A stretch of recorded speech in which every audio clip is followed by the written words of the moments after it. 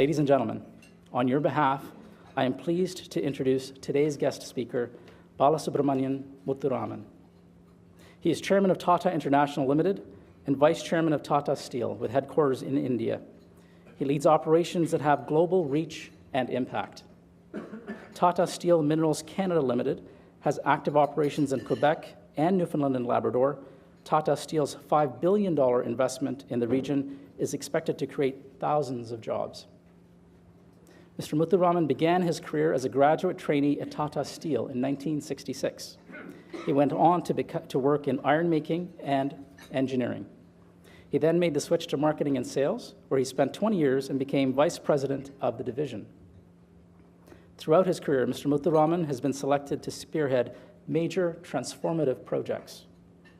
He was the main change agent for the diversification of Tata Steel, a multi-billion-dollar company with more than 80,000 employees on 5 continents. In 2001, he was appointed its managing director and currently serves as the company's vice chairman. In addition to his chairmanship responsibilities, he serves on the boards of Bosch, Tata Industries, and Strategic Energy Technology Systems. He's also president of the Confederation of Indian Industry, chairman of the Board of Governors of the National Institute of Technology in Jamshedpur, a member of the Business Advisory Council of the United Nations Economic and Social Commission for Asia and the Pacific, UNESCAP. His management and leadership expertise have been recognized on numerous occasions. In 2007, he was conferred the Honorary Fellowship of All India Management Association. That same year, he was named the Management Man of the Year by the Bombay Management Association. He's also the recipient of a Distinguished Alumnus Award from IIT Madras. He has been named CEO of the Year several times by management and HR associations in India. Mr. Muthuraman, the Canadian Club podium, Canada's podium of record, is yours.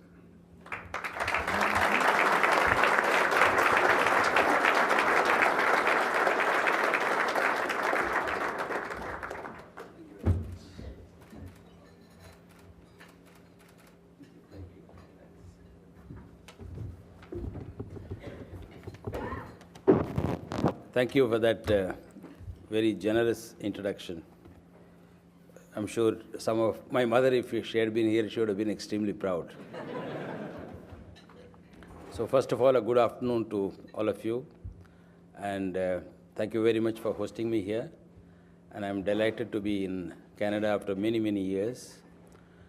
My last visit to Canada was in 1987, some 25 years ago. And I came on a visit actually to look at a new technology in Canada, in the area of steel. And we were in Tata Steel in India, we were planning a new, what is called a hot strip mill, which sort of makes hot rolled coils from steel ingots or steel slabs. And a company called by the name Stelco here, a steel company of Canada, had a technology which they had invented and they had developed and they had sort of implemented very successfully.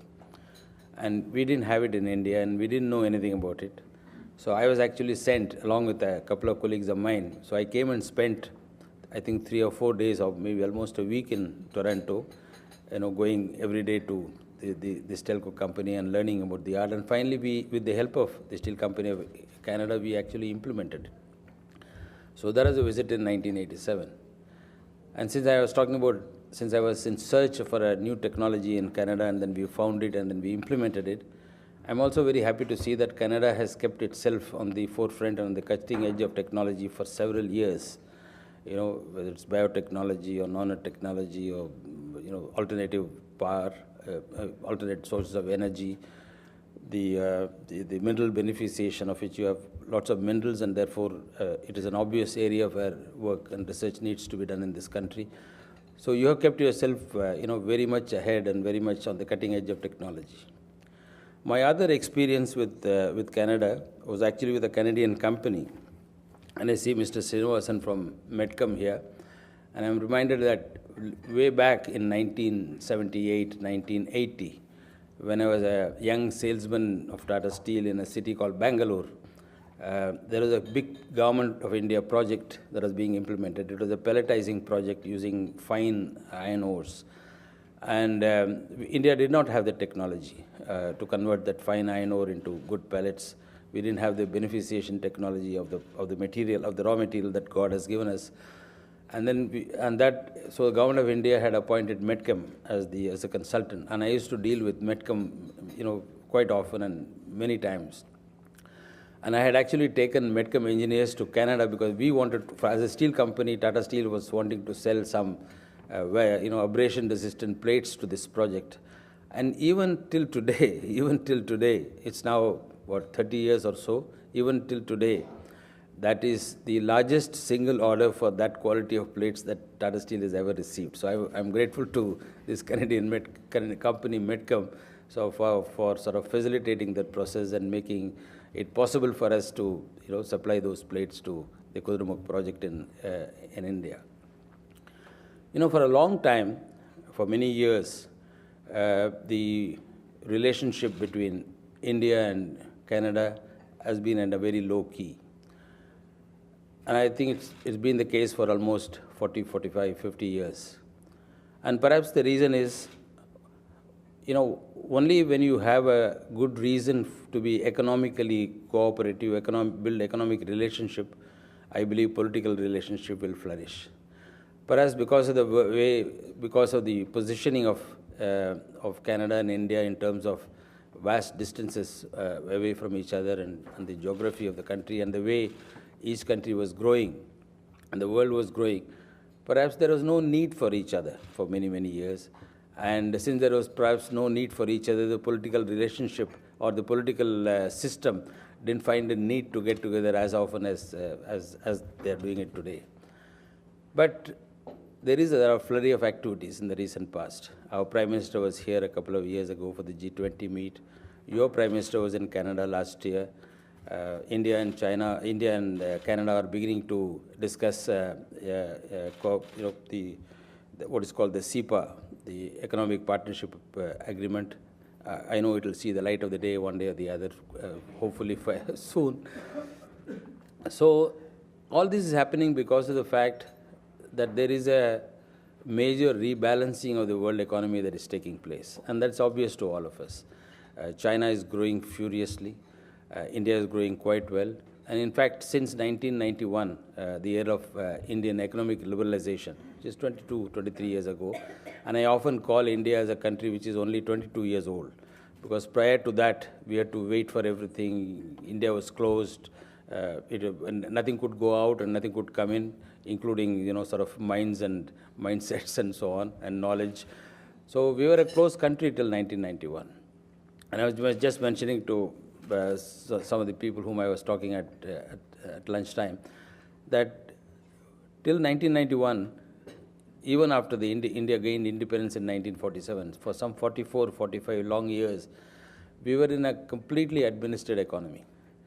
And we were a completely closed economy. The import barriers were huge. If you wanted to buy a new car, and you had a choice of two new cars, both of which were around 1950 models or something like that, and you had to wait for some 4 or 5 years to buy a new car. And if you wanted a telephone connection, you had to wait for 3 or 4 years for a telephone connection. If you wanted to make a telephone call, you often had to wait for 3 or 4 hours to get the other person on the telephone call, because it was some funny, which we can't even fathom today, of a fixed time call at which you have to fix a time ahead of your, at the time of booking a call as to when you want to talk to that person, without knowing whether the other person actually was going to be available at that time or not. So from a situation where we were at that time, over the last 20 years, India has done some, I think, great things. Our GDP in the last 20 years has become 5 times. And in the previous 20 years, between 1970 and 1991, India's GDP grew just about twice. The household savings, has increased something like 12 times. In the previous, something like 400% or 500%. And in the previous 20 years, it grew by about 40 or 45%. In many, many ways, there has been a tremendous change in India. And if you visit, anyone who is visiting India after about 10 years will see the difference physically in terms of new airports, new buildings, new roads, new infrastructure that has been created. In 1991, I recall we had something, for a population of 1 billion people, we had something like 500,000 telephone connections, all of which were fixed phone connections. And of course, I told you about how to make calls in India in those years. And today, for a population of 1.3 billion, we have a telephone connection of close to 1 billion subscribers. And India is adding subscribers at the rate of 15 to 18 million numbers every month. That's the speed at which the telephone subscribers are growing. So there has been a sea change in India. It is not to say that India has solved all its problems. India has not solved its problems because of the fact that India is a very complex country, is a very populous nation. We have a population of 1.3 billion people. We need to satisfy everybody in India and not satisfy only a smaller cross-section of people. And therefore, our growth, if you see our growth between 1947 and 1991, during that period post-independence but pre-liberalization, India grew at about 3.5% per annum. But between 1990 and 2000, the average growth rate was closer to 5.5% to 6%. And between 2000 and 2011, including the years of global recession, India grew at over 8% per annum. And there are 4 successive years of over 9% growth. And in the last 2 years, we have slowed down for a variety of reasons, partly political reasons, partly reasons of the political parties not working together, partly due to some governance issues, partly due to land issues and acquisition of land and delays and so on and so forth. Our growth rate have slowed down to 6.9% in 2011-12 and around 5% last year, 2012-13. But we are confident because one of the things that is happening in India, and you would see it the more you visit and sort of feel India beyond the numbers, is that, and it is true of China as well, both China and India, who have been for long centers of low-cost manufacturing, using labor arbitrage as the main arbitrage, are now slowly becoming and gradually becoming centers of major consumption, major markets, and so reasonably sophisticated markets. So when I talked about world rebalancing, it is also necessary for each country to, shall we say, participate in that rebalancing to make sure that it remains competitive and it engages its people actively and productively.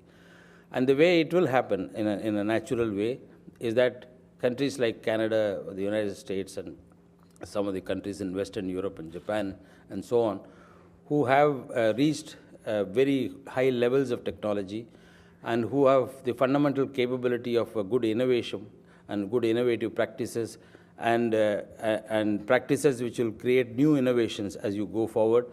These are the countries, you have the technology on one hand, and you have countries like China and India, and I can particularly talk of India, which actually need the technology and which provides the market access, and which is, of course, the reason why there is a flurry of activity in the political system between India and Canada in the more recent past, which wasn't there pre-global financial crisis, or even in, I would say, the last 10, 12 years or so. So there is a need, I believe, for India and Canada to work together. And what we see in Canada is good financial system, a very good financial system you have. You got stability in the financial system. You got good regulatory laws. The laws are clear. They are not sort of opaque, or they're not vague. So there are very clear laws about what can be done and what can't be done. You got technology, and you got mineral resources. India as a country is endowed with mineral resources, but it is not going to be possible for India to meet the aspirations of 1.3 billion people with the mineral resources it has got. That's for sure, in many, many areas. And therefore, there is a tremendous opportunity for partnering between India and Canada. On the one hand, you are a country which not only have technology, but also endowed with rich natural resources, which you should use to advantage in terms of your own bargaining power with countries which have markets and which are in need of technology. And similarly, India needs technology today, and it will require raw materials and it will require mineral resources in the future. So to my mind, it is an ideal fit in many ways. We are both democracies. We both speak English by and large. And to a great extent, I think we have this sense of belief in the rule of law. Even though sometimes in India, the rule of law is yet to take shape in a robust manner, I do believe that fundamentally we have that inherent belief in the rule of law, and that will get right as you go forward. And coming to Tatas, I am from Tata Steel. I've been in Tata Steel for 46 years. And the group itself, and I'm going to talk a few words about the group, although I have not come here to market our group. I have come here to make friends in Canada, to see how much India can participate in Canada's growth and how well Canada can participate in India's growth. But I do want to speak about the group because I'm very proud of the group to which I belong. The Tata Group was founded some 150 years ago with the fundamental philosophy that the prime purpose of an industrial organization, is to improve the quality of life of people around. And in order to do that prime purpose well, you must run your industrial enterprises well and profitably so that part of the profits can go back to the society. That has been we have not put the owners of the company ahead of the society. And in fact, our founder had once said that the society is not just a part of the business. It is just not another part of the business. It is it is a prime purpose of the business. And that is the philosophy with which Tata Steel has operated, and the entire Tata Group of companies have operated for the last 150 years, where we have believed, and in fact, even our structure of our companies reflects this philosophy. In the Tata Group, we have several companies, over 100 companies, of which about 30 or 35 companies are listed companies. And all these companies are held. The parent company is what is called the Tata Sons, which holds various percentages of equity in these listed companies and unlisted companies. 2/3 of the ownership of Tata Sons rests with public philanthropic trusts, which really means 2/3 of the dividends that flow from each of the individual companies to Tata Sons gets utilized for social purposes, like establishing a cancer institute or establishing a cancer hospital, work in the villages, tsunami relief, scholarships to people who need to go abroad or higher studies and so on. So I'm not sure whether there is another institution or another industrial house in the world which has a structure, and our structure of the group and the ownership structure of the group actually reflects the philosophy and makes it easy for us to operate in that philosophy, or to actually implement that philosophy. And Tata Steel itself, and today the Tata Group, I talked about philosophy first before talking about the size of the group, because for us the philosophy is more important than the size of the profits of the group or the reach of the group. Today, Tata Group is a $100 billion company. In 1991, when India announced its economic liberalization, we had a turnover of 7 billion. In the last 22 years, we have grown from 7 billion to about 100 billion. And around 60% of this turnover comes from operations outside India. And in the last 15 years, Tata Steel have reached out beyond the shores of India and have acquired many companies, like in UK, the Jaguar Land Rover, the Chorus Steel, which is earlier British Steel, and Hugoons in Netherlands, the Tetley acquisition. And it is in that spirit of taking us beyond the shores of India, we looked at Canada as an investment opportunity. And in fact, tomorrow, I'm going to the site in Shefferville, and hopefully there will not be too much of sort of snow, and I can actually see the iron ore on the ground. And we are implementing a project there. We are implementing a project in Quebec, along with New Millennium Corporation. We have a joint venture with them. We are very proud to have wonderful partners in Canada. And whatever we have experienced in the last 4 or 5 years in terms of the initial work on the project, we have had excellent support from the government. We have had excellent support from our joint venture partner.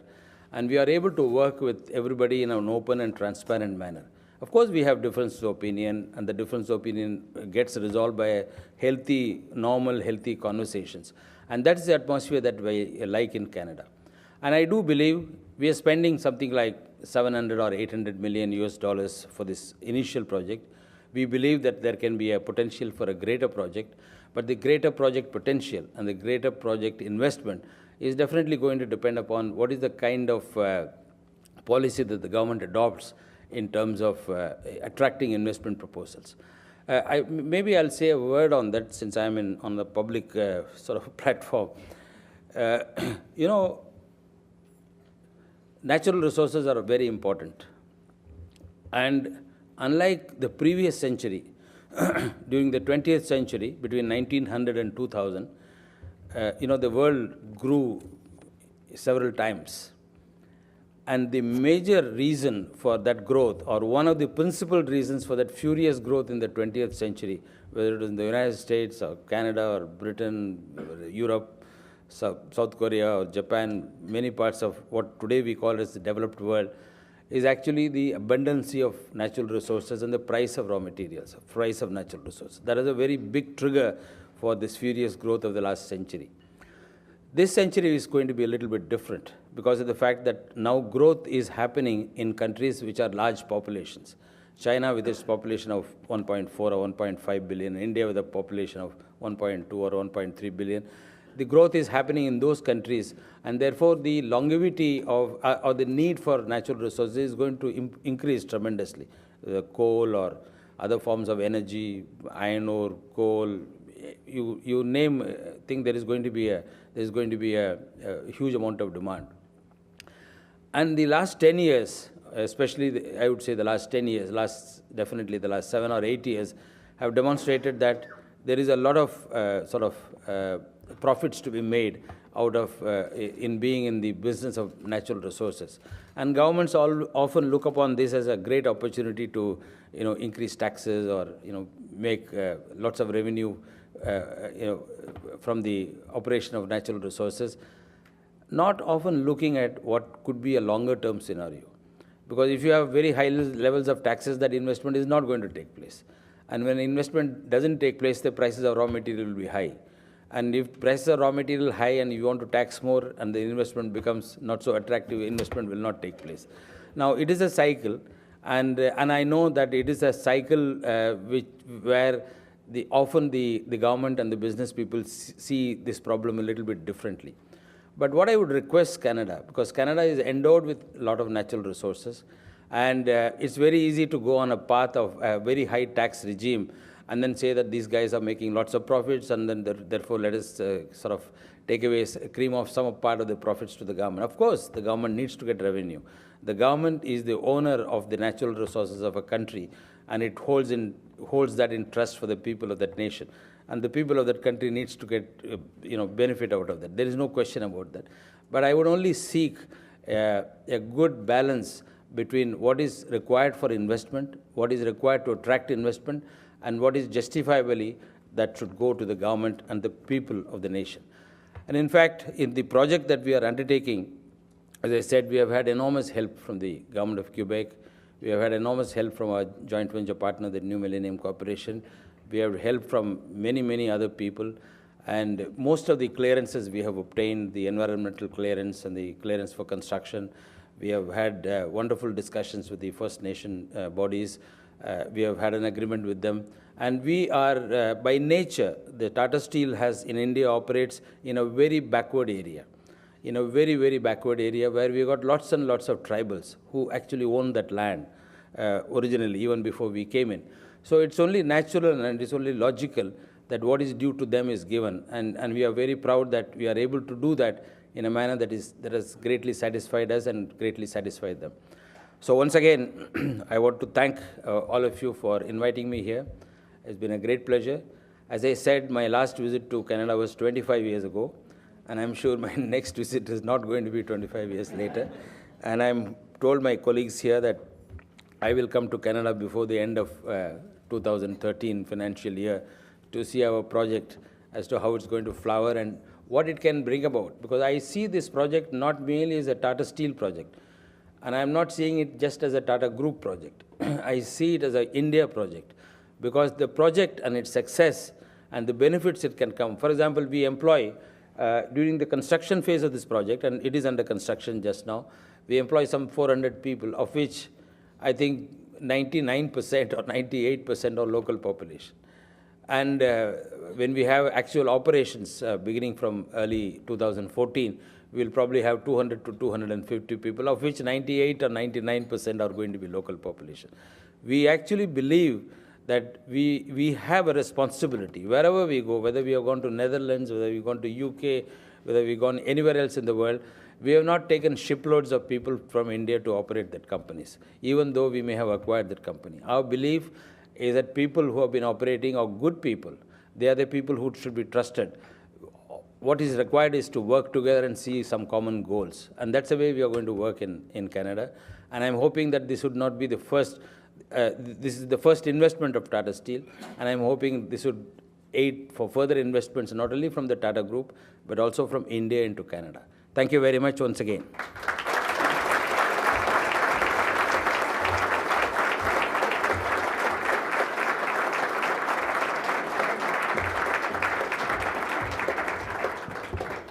Good afternoon, everybody. My name is Alison Lode, and I am the president of the Canadian Club of Toronto. And it is my distinct honor, Mr. Muthuraman, to thank you very, very much for being with us here today. Thank you for your very kind insights into Canada's strengths and also for being selective about excluding our weaknesses.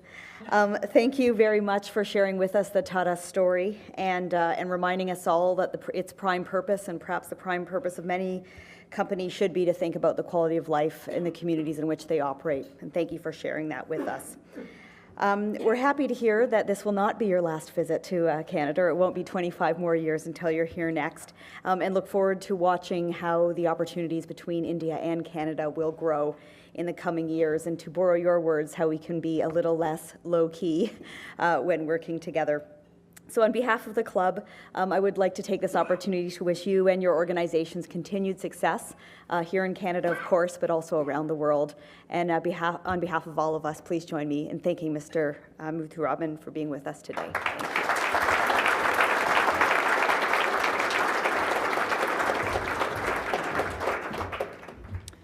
Thank you, Alison. I'd like to echo Alison's remarks and thank Mr. Muthuraman once again for his insightful speech today. We certainly wish you many happy and prosperous returns from your investments in Canada. Thank you for joining us. This concludes our television programming, which will be broadcast on Rogers TV in the days to come. We are grateful to Rogers TV and 680 News for their continuing promotion of Canadian Club events. To learn more about the Canadian Club and our upcoming events, please visit us at www.canadianclub.org. Thanks to all of you for joining us. This adjourns this meeting.